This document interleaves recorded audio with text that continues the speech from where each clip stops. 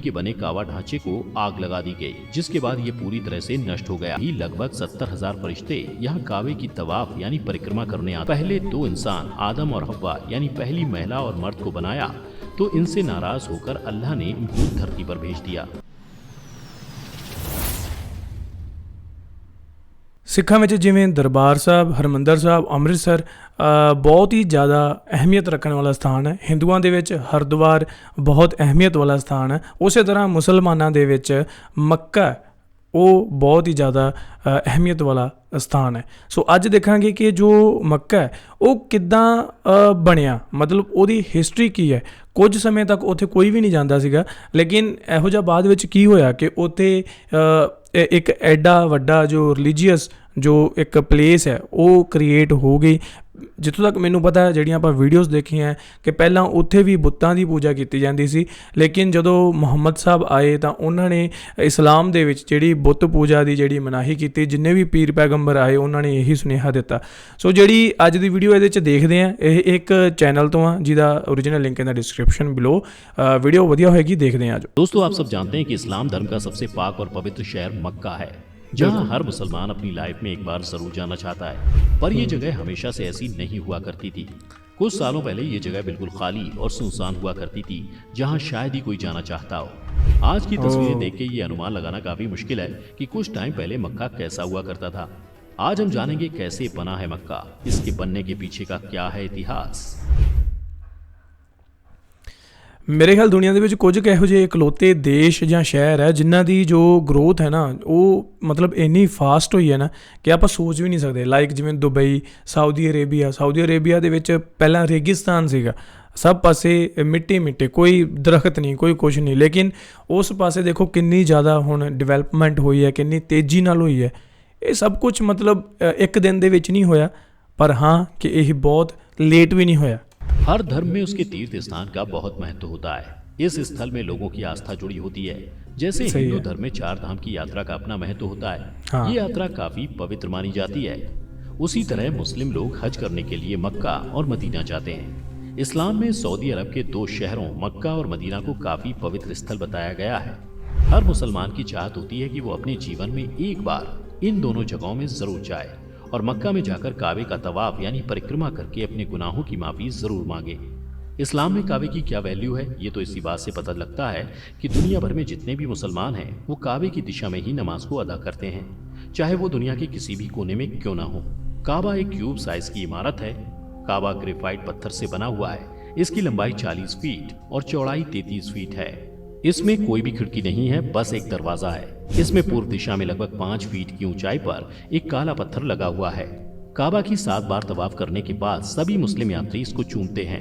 ये पत्थर इनके लिए काफी अहम है। इसके चारों ओर बनी इमारतों को मस्जिदुल हरम कहा जाता है। अब बात करते हैं इसके इतिहास की। इसके निर्माण को लेकर लोगों में काफी मतभेद है। लोगों का कहना है कि काबा का निर्माण फरिश्तों ने आकर करा है। साथ ही लोगों का ये भी मानना है कि आज भी लगभग 70,000 फरिश्ते यहाँ काबे की तवाफ यानी परिक्रमा करने आते हैं और नमाज भी अदा करते हैं। अरब देशों के मुताबिक मक्का में काबे को लेकर एक और कहानी भी चर्चित है। कहा जाता है जब मुस्लिम्स के भगवान यानी अल्लाह ने पहले 2 इंसान आदम और हव्वा यानी पहली महिला और मर्द को बनाया तो इनसे नाराज होकर अल्लाह ने भूत धरती पर भेज दिया, जिसके बाद ये दोनों एक दूसरे से अलग। आई थिंक जेड़ा इत्थे इन्होंने एक वर्ड लिया ना कि मुस्लिम्स के भगवान अल्लाह, ये इत्थे मैनू जायज़ जी नहीं लगी गल ये, क्योंकि जो अल्लाह है वो एक ही है, ठीक है, क्रिएटर एक ही है, ਉਹਦੇ नाम ਵੱਖਰੇ ਵੱਖਰੇ हो सकते हैं। सो वो कल्ला मुसलमानों का ही नहीं, वो पूरी इंसानियत का अल्लाह है, पूरी इंसानियत का खुदा है, रब है, भगवान है, परमात्मा है। सो अल्लाह तो एक ही है। अलग हो गए। कई सालों तक ढूंढने के बाद ये दोनों जहां मिले वो जगह मक्का थी। यहीं आदम ने हव्वा की मिलने की खुशी में खुदा को सजदा कर शुक्रिया अदा किया था, जिसके बाद उसी जगह में बाद में काबा का निर्माण किया गया। इसके साथ ही एक और कहानी भी लोगों के बीच मौजूद है, जिसके बाद ये नष्ट हो गया। फिर हजरत इब्राहिम ने अपने बेटे हजरत इस्माइल के साथ मिलकर इस जगह का निर्माण किया था। इस्लाम धर्म के ग्रंथ कुरान के मुताबिक ये पैगंबर थे। अपने निर्माण के समय ये बिना छत वाली एक रेक्टेंगल टाइप की इमारत थी। लोगों का मानना है कि इन दोनों कहानी का जिक्र कुरान में नहीं मिलता और इस कहानी के लिए कुरान और हदीस का रेफरेंस इसलिए नहीं दे सकते क्योंकि ये दोनों कहानी नबी से पहले के वक्त की बात है। इतिहासकार काबा को धार्मिक के साथ साथ एक व्यापारिक क्षेत्र बनाने का पूरा श्रेय कुसई को देते हैं। ये कुरैश घराने से ताल्लुक रखता था। कुसई ने अपने आप को राजा घोषित करने के साथ काबा की चाबी अपने हाथ में रखी और जर्जर हो चुके काबा को फिर से बनवाया। दूर दराज क्षेत्रों में बसे अपने कुरैश रिश्तेदारों को मक्का में लाकर बसाया। तीर्थ यात्रियों से मक्का में प्रवेश से पहले कर वसूलने का प्रावधान था। जमजम के पानी पर अपना प्रभुत्व रखा। कर चुकाने के बाद तीर्थ यात्रियों के खाने और पीने की जिम्मेदारी कुसई के प्रशासन की ही होती थी। इसके अलावा मुस्लिम मान्यता हाँ ये चीज़ हो सकती है, क्योंकि देखो जेकर आप गल करिए सिखां ਦੇ धार्मिक स्थान दरबार साहब हरमंदर साहब ਦੀ, ਸੋ ਹਰਮੰਦਰ ਸਾਹਿਬ ਦੀ ਨਹੀਂ ਜਿੱਦਾਂ ਰੱਖੀ ਗਈ ਗੁਰੂ ਰਾਮਦਾਸ ਸਾਹਿਬ ਗੁਰੂ ਅਰਜਨ ਦੇਵ ਜੀ ਉਹਨਾਂ ਨੇ ਮਤਲਬ ਕਿ ਹਰਮੰਦਰ ਸਾਹਿਬ ਨੂੰ ਬਣਵਾਇਆ, ਠੀਕ ਹੈ। ਲੇਕਿਨ ਅੱਗੇ ਅੱਗੇ ਜਿਵੇਂ ਜਿਵੇਂ ਸਮੇਂ ਦੀਆਂ ਜੋ ਸਰਕਾਰਾਂ ਆਉਂਦੀਆਂ ਰਹੀਆਂ, ਮਹਾਰਾਜਾ ਰਣਜੀਤ ਸਿੰਘ ਉਹਨਾਂ ਨੇ ਸੋਨੇ ਦੀ ਪਰਤ ਚੜਾਈ, ਮਤਲਬ ਇਦਾਂ ਦੀਆਂ ਚੀਜ਼ਾਂ ਜਿਹੜੀਆਂ ਅੱਗੇ ਅੱਗੇ ਹੁੰਦੀਆਂ ਰਹਿੰਦੀਆਂ ਇੱਕ ਧਾਰਮਿਕ ਸਥਾਨਾਂ 'ਤੇ ਡਿਵੈਲਪਮੈਂਟ ਜਿਹੜੀਆਂ ਉਹ ਸਮੇਂ ਦੀਆਂ ਜੋ ਹਕੂਮਤਾਂ ਹੁੰਦੀਆਂ ਉਹ ਕਰਦੀਆਂ ਰਹਿੰਦੀਆਂ। उसी तरह अपन हाँ ये गल आप इतने मान सकते हैं कि शायद ये चीज़ हो सकती है। के हिसाब से मोहम्मद साहब ने 620 ईस्वी को मक्का से यात्रियों के लिए यात्रा शुरू की। आज यही जगह मदीना के नाम से जानी जाती है। 628 से 630 ईस्वी में जब मोहम्मद साहब वापस आए तो इस जगह को इबादत गाह के रूप में इस्तेमाल किया जाने लगा। काबे में लगे पत्थर के बारे में कहा जाता है कि ये पत्थर इस दुनिया का नहीं बल्कि इसको हजरत जिब्राइल अलैहिस्सलाम जन्नत से लेकर आए थे। ये इस्लाम धर्म में एक महत्वपूर्ण फरिश्ते के रूप में जाने जाते हैं। ये भी कहा जाता है कि जब इस पत्थर को यहाँ लगाया गया था तो ये सफेद रंग का था, पर दुनिया में बढ़ते पाप के साथ इसका रंग काला होता चला गया। मोहम्मद साहब ने अपनी मौत से पहले 632 ईस्वी में आखिरी बार हज यात्रा की थी। मक्का ही वो शहर है जहाँ से इस्लाम की शुरुआत हुई थी। अल्लाह ने मोहम्मद साहब को पैगाम दिया जिसके बाद से पूरी दुनिया में इस्लाम का प्रचार प्रसार शुरू हो गया। धीरे धीरे मक्का के आसपास शहर बसने लगे और वहाँ की आबादी बढ़ने लगी। समय के साथ काबा का स्वरूप बदलने लगा। बीतते हुए सालों के साथ यहाँ यात्रियों की संख्या बढ़ती रही और उसी हिसाब से यहाँ के आसपास में डेवलपमेंट होता चला गया। खलीफा उस्मान ने 644वीं ईस्वी से 656 ईस्वी तक काबा के आसपास में इमारतों का निर्माण किया। मक्का में कब्जा करने के लिए खलीफा अब्द अल मलिक, ये भी एक राजा थे, ने इब्र जुबैर के बीच गृह युद्ध छिड़ गया। इसी दौरान लगभग 683 ईस्वी में लकड़ी के बने काबा ढांचे को आग लगा दी गई, जिसके बाद ये पूरी तरह से नष्ट हो गया। इसके बाद इसको हजरत इब्राहिम की डिजाइन के हिसाब से फिर से बनाया गया और इसके चारों ओर मस्जिद का निर्माण भी किया गया। काबा के आसपास बनी मस्जिद का कई बार निर्माण किया गया क्योंकि 1 साल पहले आई बाढ़ के चलते ये पूरी तरह से बर्बाद हो गया था। ये दुनिया की सबसे बड़ी मस्जिदों में से एक है। इसके बाद भी साल 1950 में बढ़ते तीर्थ यात्रियों के चलते इसके स्ट्रक्चर में बड़े बदलाव किए गए। आज ये मस्जिद 40 एकड़ से भी ज्यादा जमीन में फैली हुई है। अगर आज काबा के स्ट्रक्चर की बात करें तो ये पहले से काफी ज्यादा बदल चुका है। ये क्यूबिकल शेप की इमारत है। इसका दरवाजा जो पहले किसी लकड़ी का बना था उसको साल 1982 में सोने के दरवाजा लगाकर बदल दिया गया। काबा में ढकने वाला कपड़ा पहले मिस्र से मंगाया जाता था, पर अब इसको सऊदी अरब में ही तैयार किया जाता है। मस्जिद अल हरम भी पहले की तुलना में काफी अच्छा बन चुका है। इसमें यात्रियों की हर सुविधा का ख्याल रखा जाता है। यहाँ हर साल लाखों की तादाद में पूरी दुनिया से मुस्लिम हज यात्रा करने आते हैं। इतने लोगों का इंतजाम करना कोई आसान काम नहीं, इसलिए पूरे साल यहाँ की आबादी का एक बड़ा हिस्सा हज के इंतजाम में लगा रहता है। यहाँ चाहे यात्री के खाने का इंतजाम हो या वहाँ होने वाली कुर्बानी का काम हो, यहाँ सब कुछ पूरी तरह से सिस्टमैटिक तरीके से होता है। चलिए अब जान लेते हैं कि हज कैसे होता है। इसके यात्री सबसे पहले सफेद कपड़ा यानी एहराम बांधते हैं। ये कपड़ा कफन के समान होता है। इसमें किसी भी प्रकार की कोई सिलाई नहीं होती और साथ ही किसी भी प्रकार की कोई गंदगी भी नहीं लगी होती।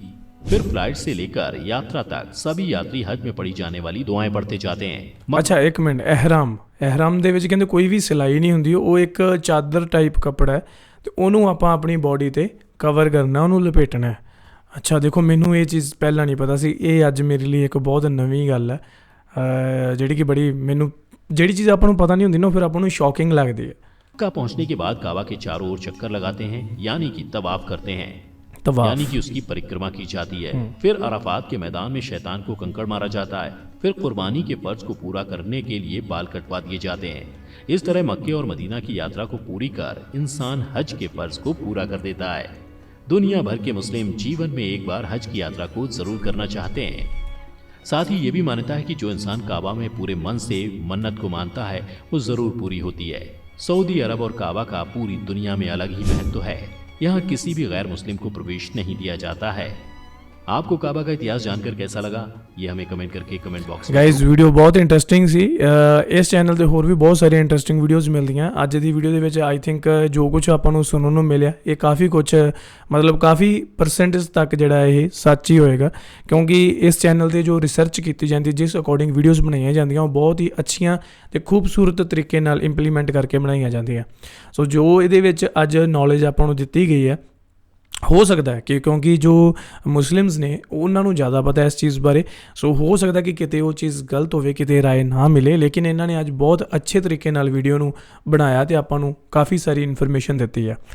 ਲਾਈਕ ਜਿੱਦਾਂ ਹੁਣ ਮੱਕਾ ਜੋ ਕਾਬਾ ਦਾ ਜੋ ਕੱਪੜਾ ਹੈ, ਬਲੈਕ ਕੱਪੜਾ, ਉਹ ਪਹਿਲਾਂ ਮਿਸਰ ਇਜਿਪਟ ਤੋਂ ਮੰਗਾਇਆ ਜਾਂਦਾ ਸੀ, ਲੇਕਿਨ ਹੁਣ ਉਹ ਸਾਊਦੀ ਅਰੇਬੀਆ ਦੇ ਵਿੱਚ ਹੀ ਤਿਆਰ ਕੀਤਾ ਜਾਂਦਾ ਹੈ।